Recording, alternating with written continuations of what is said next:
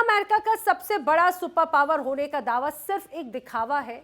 क्या Donald Trump का प्रशासन अपनी ही जनता से झूठ बोल रहा है?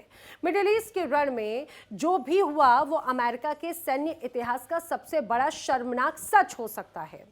65 साल पुराने ईरान के बूढ़े शेर यानी F-5 फाइटर जेट ने अमेरिकी हवाई सुरक्षा को ऐसे चकमा दिया कि पेंटागन की नींव तक हिल गई। ट्रंप दावा करते रहे हैं कि ईरान खत्म हो चुका है और उनके पास सब कुछ है, लेकिन हकीकत तो कुछ और है। रिपोर्ट में हम खुलासा करेंगे उस सफेद झूठ का जिसे छिपाने के लिए अमेरिका आज भी एड़ी चोटी का जोर लगा रहा है। क्या वाकई में अमेरिका के 13 सैनिक मारे गए और 400 घायल हुए? क्या वाकई में $5 अरब का नुकसान हुआ?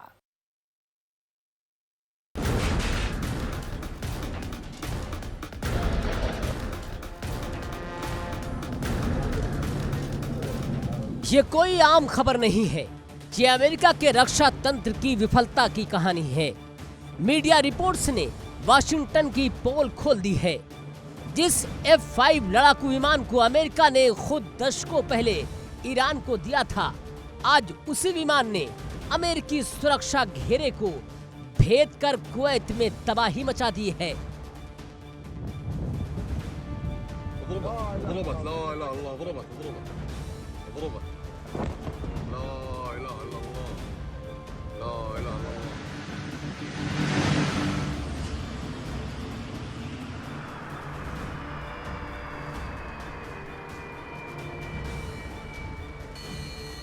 सवालों के घेरे में अमेरिका की वो अजेय डिफेंस सिस्टम है जिस पर दुनिया को नाज था।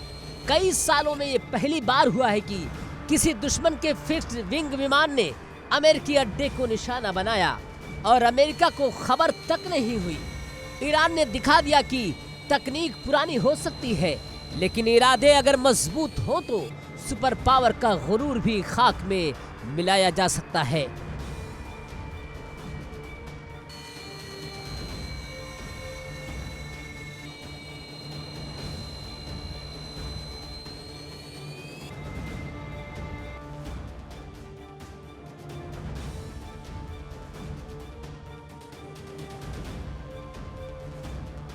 मीडिया रिपोर्ट और अमेरिकन इंटरप्राइज इंस्टीट्यूट के आंकड़ों के मुताबिक ये नुकसान मामूली नहीं था। ईरान ने सिर्फ कुवैत ही नहीं बल्कि सऊदी अरब और कतर में भी अमेरिकी ठिकानों को दहलाया और तबाही मचाया। AEI का दावा है कि ईरान ने 11 ठिकानों पर 100 से ज्यादा लक्ष्यों को हिट किया।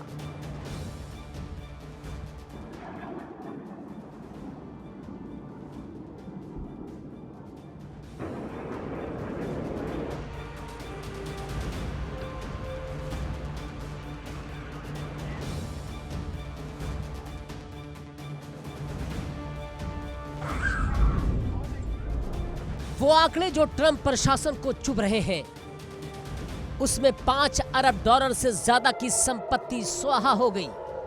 13 अमेरिकी सैनिकों की मौत की पुष्टि हुई। 400 से ज्यादा सैनिक अस्पताल में भर्ती हुए।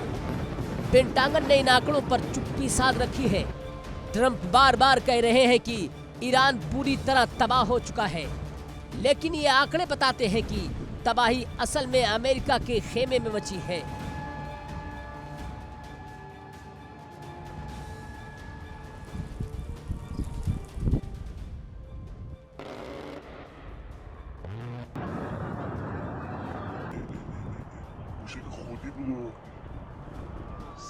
सच्चाई छिप नहीं रही बल्कि बाहर आ रही है।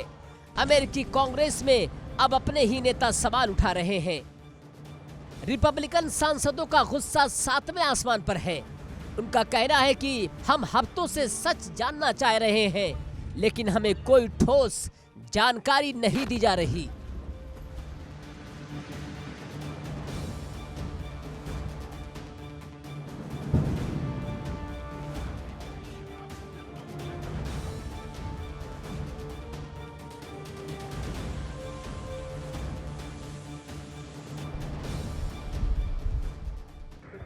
हैरानी की बात यह है कि एक तरफ अमेरिका अपना नुकसान छिपा रहा है तो दूसरी तरफ पेंटागन रिकॉर्ड तोड़ बजट की मांग कर रहा है। सवाल यह है कि अगर ईरान तबाह हो चुका है तो फिर इतना विशाल बजट किसके लिए? क्या ये पैसा अपनी हार को छिपाने के लिए खर्च किया जा रहा है? यही वो अनसुलझे सवाल हैं जो ट्रंप की शांति वार्ता की पोल खोल रहे हैं।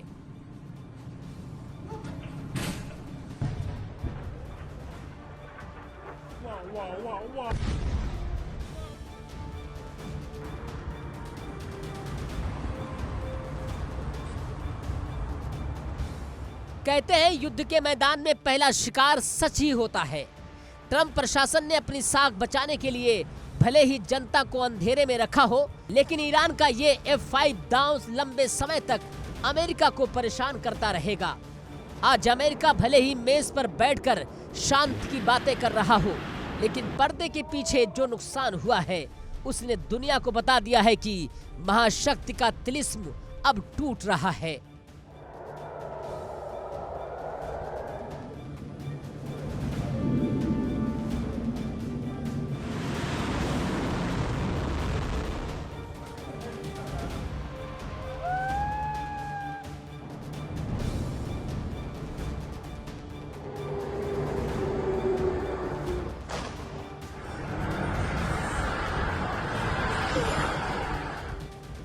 Bureau report, India daily.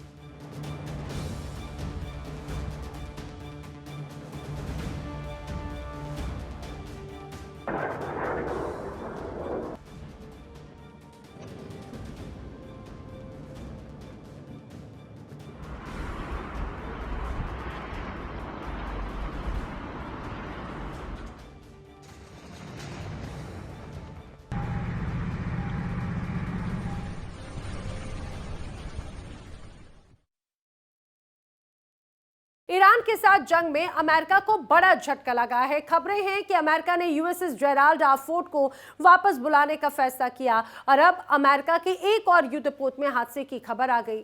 सवाल ये कि ये वास्तव में हादसा है या फिर किसी बड़ी साजिश का छोटा सा हिस्सा जिसमें अमेरिका के दुश्मन मुल्क भी शामिल हैं।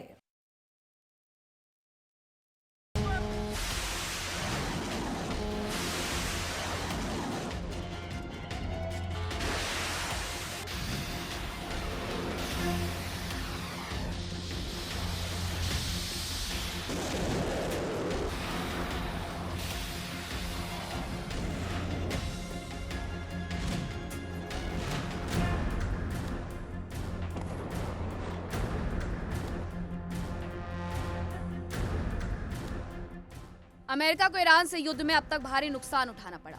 अरबों रुपए के सैन्य उपकरण खाक हो गए और सबसे बड़ा नुकसान अमेरिका की सुपर पावर की छवि को हुआ।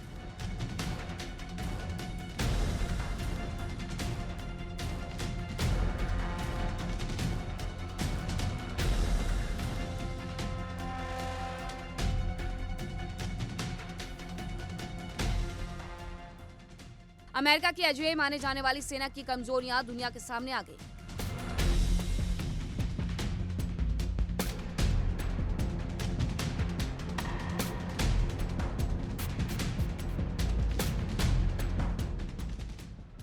अब तक अमेरिका के 3 युद्धपोत हादसों का शिकार हो चुके हैं, लिहाजा उन घटनाओं में साजिश का एंगल भी सामने आया।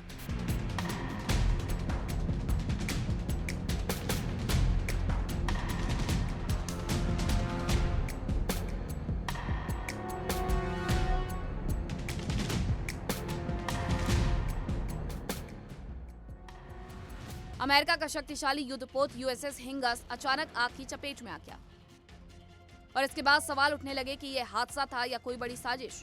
पश्चिमी मीडिया के मुताबिक इंडो पैसिफिक क्षेत्र में तैनात यूएसएस हिंगस में इसी हफ्ते आग लगी थी।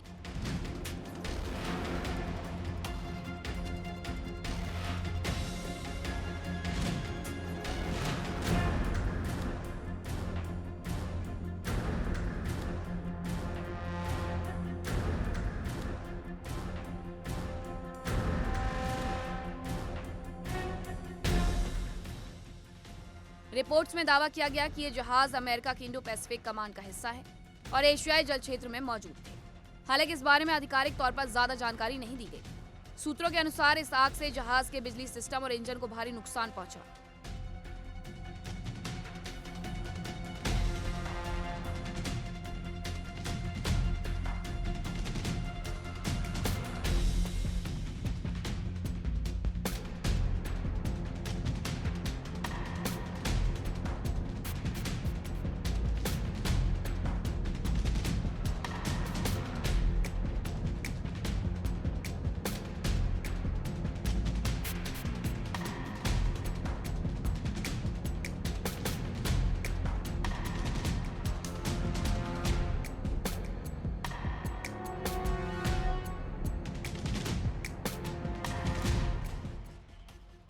खबर मिली कि हादसे के बाद यूएसएस हिंगस बीच समंदर में ही ठप हो गया। हादसे की वजह से जहाज का बिजली और प्रोपल्शन सिस्टम पूरी तरीके से बंद हो गया।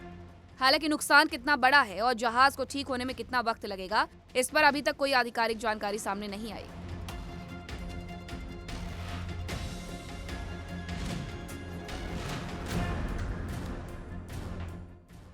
इस घटना को लेकर साजिश की आशंका भी जताई जा रही है। सोशल मीडिया पर कुछ लोग इस घटना को चीन की साजिश बता रहे हैं, तो कुछ का कहना है कि मिडिल ईस्ट में चल रही जंग का असर अब एशिया तक पहुंच गया है।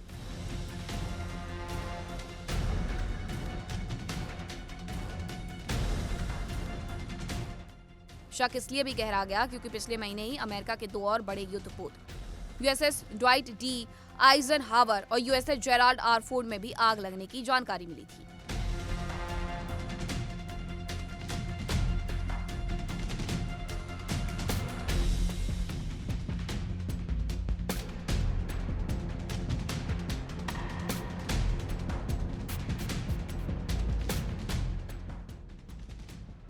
यूएसएस जेराल्ड को लेकर खबर आई थी कि उसमें आग नौसैनिकों ने ही लगाई थी, क्योंकि वो बहुत लंबी जंगी तैनाती से ऊब चुके थे और जहाज पर बुनियादी सुविधाओं की कमी होने से परेशान थे।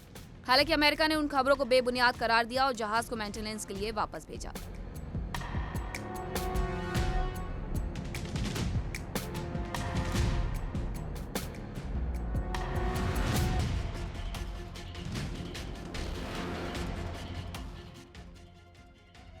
और उसे वापस आते ही दोबारा वॉर ड्यूटी पर लगा दिया गया और अब खबर है कि उसे वापस उसके बेस भेजा जा रहा है।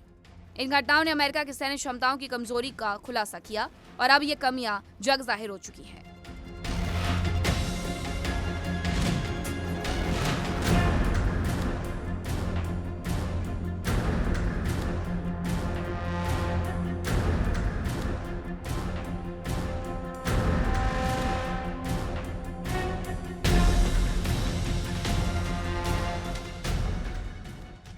जाहिर है कि ऐसी खबरें अमेरिका के लिए भविष्य में मुसीबत और उसके दुश्मनों के लिए फायदेमंद हो सकती हैं। Bureau report, India daily.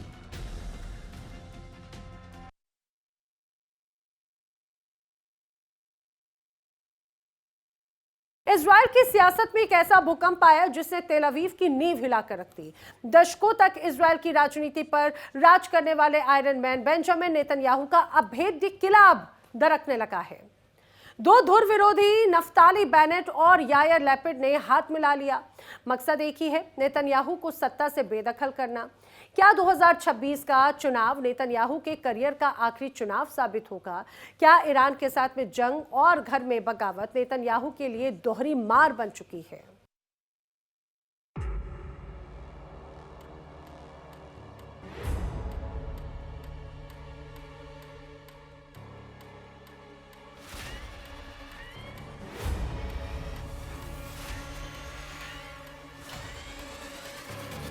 Israel की राजनीति में पिछला दिन किसी धमाके से कम नहीं रहा।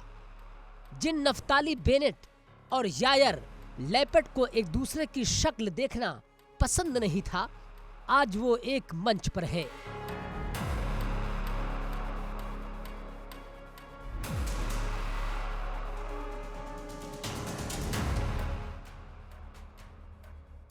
उन्होंने अपनी पार्टियां मर्ज कर ली हैं और नई पार्टी का ऐलान किया है, टुगेदर।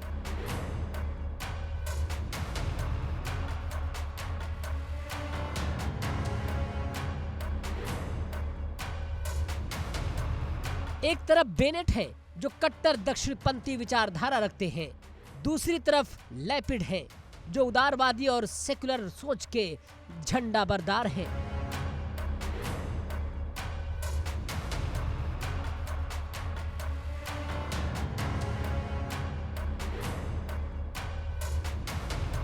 विचारधारा के 2 अलग अलग ध्रुव हैं, लेकिन आज दोनों का एक ही विजन है, इजराइल को बचाना। यायर लैपिड ने भावुक होकर कहा कि ये कदम देश को आंतरिक विभाजन से बचाने की कोशिश है। 2021 में भी इसी जोड़ी ने नेतन्याहू को 12 साल पुराने शासन को उखाड़ फेंका था।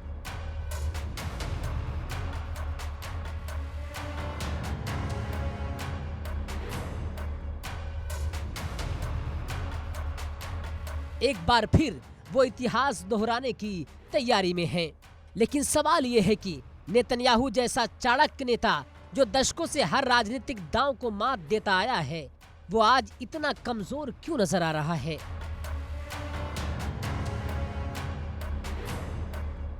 देखिए इंडिया डेली 24/7 अब आपके स्मार्ट टीवी पर।